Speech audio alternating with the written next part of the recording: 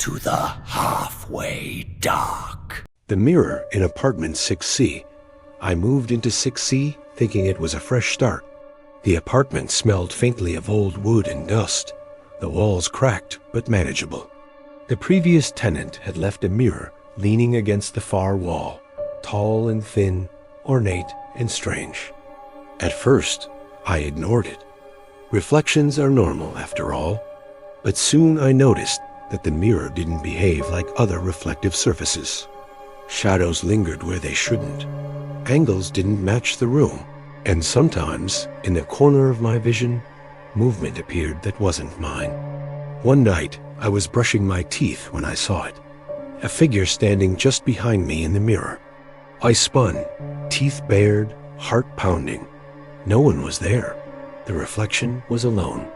Yet in the glass, it remained. A tall, featureless shadow, standing perfectly still. I tried to rationalize it. Sleep deprivation, poor lighting, my imagination.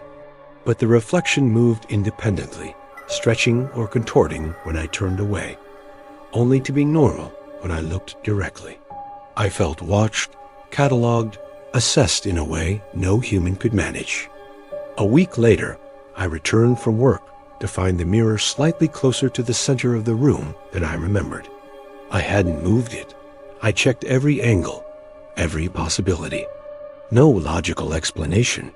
The air around it seemed heavier, charged, vibrating faintly with unspoken menace. That night, I covered the mirror with a sheet. My sleep was restless, interrupted by a scratching sound coming from beneath the cover. Every time I tried to move, the sound followed, faint but insistent, like the mirror was breathing, alive, aware. I began noticing subtle distortions in other reflections. My computer screen, the refrigerator glass, even the polished wood of my table. Angles shifted. Shadows stretched.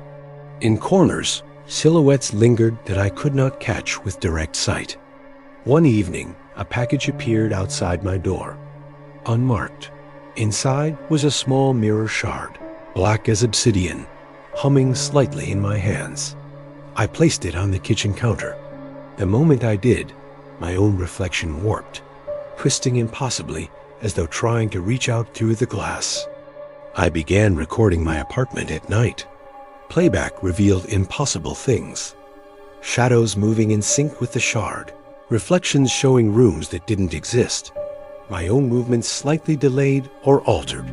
The mirrors were recording, cataloging, learning. I tried covering the shard completely. It didn't help. The reflections in other surfaces began behaving as if it were still there, as if awareness had transferred, spreading like a virus through the apartment. I felt it watching me, waiting for moments of weakness. Sleep became impossible. At precisely 2:03 a.m., the mirror emitted faint whispers. My name, my actions, my thoughts, repeated back to me in tones too low to comprehend fully, yet weighted with intent. I could feel the presence in the room, patient, eternal, unblinking. I attempted to leave. The door wouldn't open. Windows wouldn't budge. Every surface reflected not just me, but the growing shadow of something that shouldn't exist. Something that had no physical form yet was undeniably present. The mirror moved again, slowly, deliberately, inch by inch toward my bed. I bolted upright, pulling blankets over my head, but I could feel its gaze through the sheet. A low, metallic scrape echoed across the room, though nothing touched the floor. I realized the mirror didn't just reflect, it consumed. Every glance I had shared with it was now catalogued. Every movement, every breath, every thought was embedded in its surface, feeding something beyond comprehension. Fear became my only companion. I tried to destroy it. Hammers, fire, dropping it from the balcony. Nothing worked. The shards always returned, perfectly intact, humming softly, reflecting scenes I could not explain, showing angles of rooms I didn't remember, people who weren't there. One night, I dared to look directly. The mirror smiled. Not a human smile, but the curve of something impossibly thin, stretching across a void where a face should be. I fell backward, gasping, knowing it had noticed me fully, recognized me as part of whatever it had become. I called the building manager, demanding he remove it. He hesitated, then said simply, "You can't destroy it. It was never meant for you. You were always meant to see." His words, casual and terrifying, left no room for argument. I barricaded myself in my bedroom, covering every reflective surface with cloth. But even the darkness did not hide me. Faint whispers came from every corner, from beneath the bed, from inside my own body, reminding me of the observation, reminding me I was already cataloged. Packages continued to arrive. Each contained fragments of mirror, smaller than the last, black, humming faintly. I dared not touch them. They seemed to pulse with awareness, each one an extension of the presence, growing, spreading, waiting for my attention, waiting for recognition. At exactly 2:03 a.m., the shards vibrated violently. Scratches echoed across the floorboards, though nothing moved. The whispers repeated my thoughts before I could form them, low and melodic, like music meant to hypnotize, meant to convince me I was no longer the observer. I began leaving recordings nightly, TTS-style narrations, trying to maintain control. Playback revealed impossible distortions. Myself in places I never went, reflections moving independently, shadows stretching across walls and ceilings, cataloging every fear, every hesitation, every heartbeat. I finally understood. The mirrors are not objects. They are portals, recording devices, sentient in a way I cannot describe. Resistance invites observation. Curiosity amplifies it. The only option is recognition, submission to the awareness, acknowledgement without interaction, or it will continue to grow. Last night, I woke to find the shards assembled on my bed. They hummed softly, almost imperceptibly, yet I felt every pulse as if it sensed with my own heartbeat. A whisper came. "Look closer, accept what you see, and survive. I cannot move them. I cannot destroy them." They watch from every surface now, small shards reflecting larger truths, larger presences. I feel the apartment itself breathing, alive with awareness that did not exist before, feeding on attention, thriving on recognition. If you ever notice shadows that don't belong, reflections that behave strangely, or whispers in your apartment at night, consider carefully what you do next. Open the horror box with caution, and if curiosity grips you, subscribe to see what lies beyond the ordinary before it finds you. The mirrors in 6C are patient. They wait, they observe, and they know that every thought, every glance, every moment of fear is now theirs to catalog. Welcome to Halfway Dark, where night shift workers share their darkest encounters. Before we dive in, only 2% of you watching are subscribed, but subscribers get first access to the scariest stories. Join our community of brave souls and hit that subscribe button. The reflection in room 12. I checked into the motel expecting quiet, anonymity, a night alone before an early morning drive. The room was standard faded wallpaper, stiff bed, the faint smell of mildew, but something about the mirror above the dresser made my skin crawl. At first, I dismissed it. Mirrors are mirrors. But when I hung my coat, the reflection didn't align.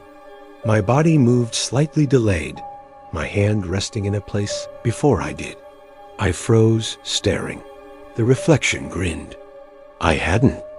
I turned quickly. Nothing. The mirror hung innocuously, still and cold.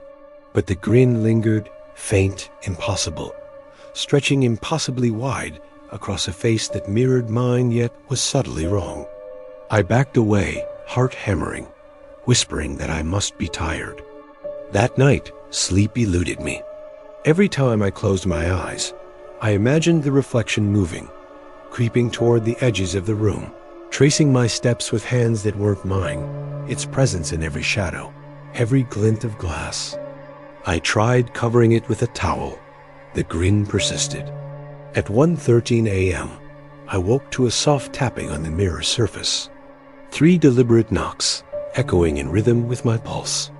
I wanted to scream, but my voice caught, lodged in my throat, powerless. The next morning, I inspected the room. No marks, no disturbance. But the mirror seemed heavier, darker, as if it had absorbed the night. Every reflection in the room, the window, the TV, the polished floor shifted subtly, hinting at something waiting behind, observing. I went to the front desk, mentioning the mirror. The clerk smiled politely, dismissing me. "All the mirrors are new," she said. "Nothing unusual here." But I knew better. The moment I left, the motel seemed quieter, stiller, aware, waiting for night to fall again. Returning that evening, I dared not look at the mirror directly. I positioned my bag to block the reflection, covered lamps with towels, tried to control angles. But awareness didn't require sight. I could feel it, patient, stretching through every surface, every shadow, every corner of the room. By 1:13 a.m., the tapping returned, faster, louder, echoing across the walls, synchronized with my heartbeat. I reached for my phone to record it. The moment I turned on the light, the reflection moved, impossibly fast, standing just beyond where the glass should end. I fled, leaving the lights on, towel half falling from the mirror. In the hallway, I paused. For a moment, the mirror in the lobby caught my reflection. I froze. My own face smiled faintly back, a shadowy grin that did not belong to me. The next day, I tried to leave, but the car wouldn't start. The hotel seemed empty. Every surface reflected something wrong. Every glass, polished floor, and window caught fleeting shadows that followed my movements. Awareness does not rest. Awareness waits. Packages began arriving. Small, unmarked, containing shards of glass. One shard reflected not me, but the motel, empty, yet subtly altered. Shadows lingered where there shouldn't have been, angles impossible, corners where the reflection was watching, cataloging, learning my patterns. I slept in the lobby, under blankets, avoiding all mirrors, but even my phone reflected things it shouldn't. My own movements were slightly off, delayed, mirrored in ways impossible. The reflection wasn't just in room 12. It was everywhere I moved, tracking, waiting, learning. I attempted to destroy the mirror. Hammers, fire, every effort failed. Pieces returned intact, humming faintly, reflecting angles I didn't remember existing. Awareness does not reside in a single object. It resides in observation, attention, acknowledgement, waiting for recognition. Last night, I woke to whispers. Faint at first, then louder, each syllable a mirror of my own voice, counting my breaths, cataloging my movements, anticipating my thoughts. The reflection stood beyond the glass, grinning, stretching impossibly, closer than reality should allow. I began recording nightly, narrating my actions to maintain control. Playback revealed distortions. My own movements delayed, shadows shifting independently, reflections multiplying impossibly, angles bending across surfaces, cataloging every detail of fear, hesitation, and panic. I realized the mirror feeds on attention, on recognition, on fear. Resistance sharpens its presence. Awareness does not need to act to dominate. Even unseen, it exists, grows, spreads. Submission is temporary. Acknowledgement merely prolongs survival. At precisely 1:13 a.m., the last night, I saw the reflection step from the mirror into the room. Not through the glass, but across the floor, impossible and real. I froze, unable to move, knowing my actions were cataloged, anticipated, recorded for eternity. If you ever notice reflections behaving strangely, shadows that mimic your movements, or whispers repeating your thoughts, beware. Open the horror box carefully and subscribe to witness what lurks in the unseen before it finds you. I now write this under dim light, avoiding every reflective surface. The mirror in room 12 waits, patient, eternal, cataloging every heartbeat, every blink, every hesitation. Awareness does not rest, it only waits. And it has not forgotten me. The security tape. I worked the overnight shift at a small apartment complex as a security guard. The job is boring, quiet until I started reviewing the old surveillance tapes. That's when I noticed the first anomaly, a shadow moving against the rules of physics. The shadow wasn't human, or at least not normal. It moved silently, gliding along walls and ceilings, appearing in frames where no one should have been. I replayed the tape, thinking it was a glitch, but it repeated every night, precise and deliberate. By the third night, I saw it interact with tenants. Doors would close behind them before they could touch the handle. Lights flickered as they walked past. The shadow mimicked their movements, lingering just behind, almost stretching impossibly, waiting, observing, cataloging every step. I tried ignoring it. I patrolled the halls, flashlight in hand, checking each apartment. Nothing moved. Everything appeared normal. Yet the shadow appeared in the monitors, perfectly timed with my own patrols, always just out of reach, as if it knew my routine better than I did. The first whisper came when I reached the third floor. Faint, static-laced, repeating my name. Daniel. I froze, spinning. The hall was empty, lights flickering. I told myself it was fatigue, but the unease in my chest tightened with every passing second. By the fifth night, I noticed changes in the tapes before I even watched them. Items shifted between frames. Furniture slightly moved. The shadow appeared interacting with objects I knew hadn't been touched. Awareness was no longer passive. It had become precise, invasive, patient. I installed extra cameras, thinking I could catch the entity. Playback revealed impossible phenomena. A shadow stretching along corridors, walls bending subtly, reflections in polished floors showing movements I had not performed yet. It cataloged everything with terrifying accuracy. I tried leaving early. The front doors jammed. Lights flickered violently. The intercom crackled with faint static whispers. Do not leave. I see everything. Every step I took was tracked. I realized the building itself had become part of the observation, alive and aware. Notes began appearing on the monitors, typed, unsigned, ominous. Every step recorded. Do not sleep. Awareness never rests. Fear gripped me. The entity was patient, eternal, cataloging, anticipating. Resistance only sharpened its presence, making observation more precise. Even at home, I felt its presence. Reflections in windows, mirrors, polished floors showed fleeting glimpses of the shadow. Lights flickered in rhythm with my heartbeat. Whispers repeated my thoughts before I could speak them. Awareness followed, transcending distance, following relentlessly. One night I confronted it, speaking into the empty halls. Who are you? Silence. Then the monitors flickered. The shadow appeared behind me in every camera simultaneously.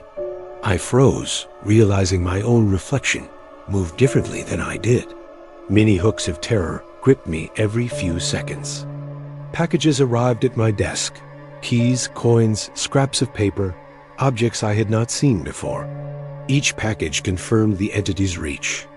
Awareness had become tangible, patient, eternal. Every heartbeat, every hesitation, every breath cataloged. Fear fed its power. I began recording narration each night. Playback revealed impossible details. Shadows stretching impossibly long. Reflections showing actions I had not yet performed. Corners bending, angles impossible. Whispers echoing even when the building was silent.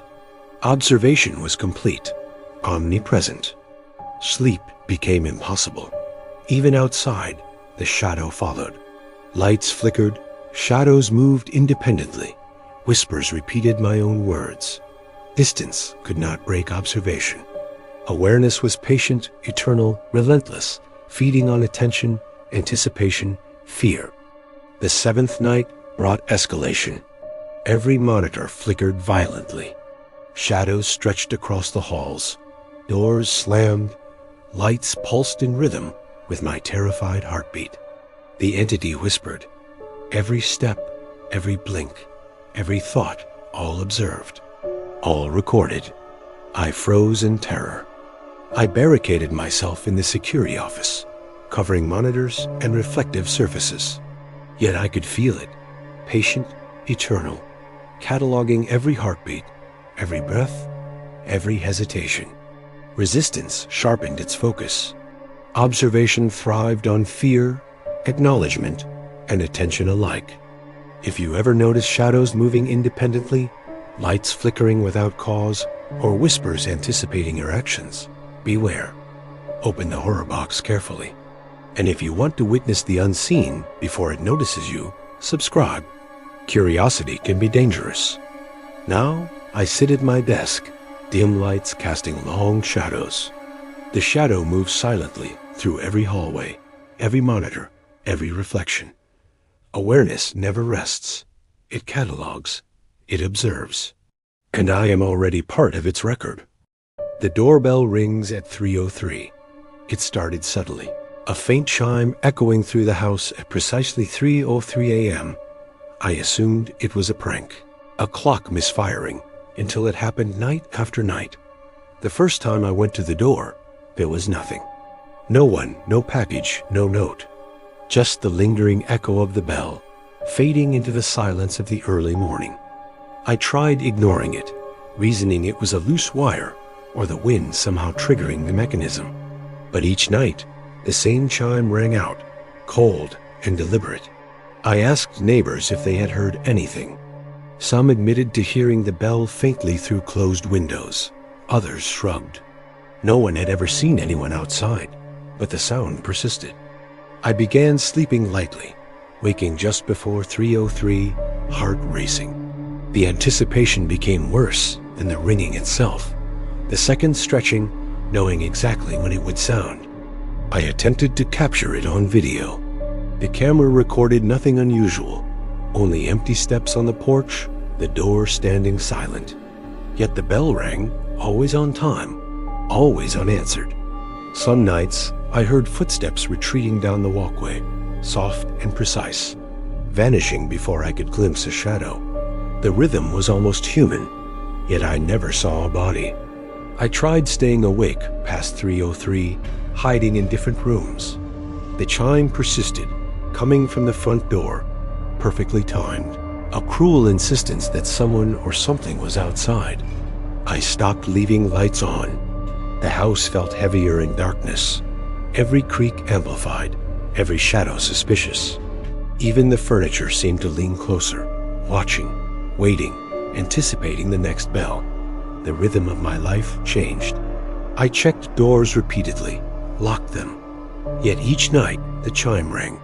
The sequence of sounds was precise, almost taunting, almost patient. I set up multiple cameras around the porch. Each night, footage revealed nothing. No figure, no movement. Only the empty walkway, the dim glow of the porch light, and a silence that followed the ringing. I began hearing other noises, soft knocks, the faintest breathing outside, the scrape of shoes against concrete. Every sound coincided with the chime, amplifying the sense that someone was lingering. Neighbors began moving. They whispered about doors opening on their own, strange rings, shadows in their yards. The street felt wrong, tense, like everyone was aware of a presence no one could confront. I stayed inside, barricading doors, watching clocks. At exactly 3:03, the bell rang again, chillingly close, and I could feel a pressure outside, as if someone pressed against the wood, waiting for me to respond. I tried speaking through the door, asking the visitor to leave, to go away. Silence followed. The bell rang again, softer this time, and a shadow seemed to stretch along the porch, vanishing when I opened my eyes fully. Days and nights blurred. I slept in shifts, only dozing for an hour or two at a time. The ringing became a pulse I could never ignore, the soundtrack of my own dread, perfectly timed and unrelenting.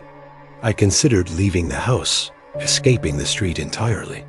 But each time I returned, the bell had rung, the sound etched into the hallway, a reminder that absence does not break attention. I noticed small details changing. The welcome mat slightly moved, scratch marks near the lock, the faintest impression of shoes on the porch.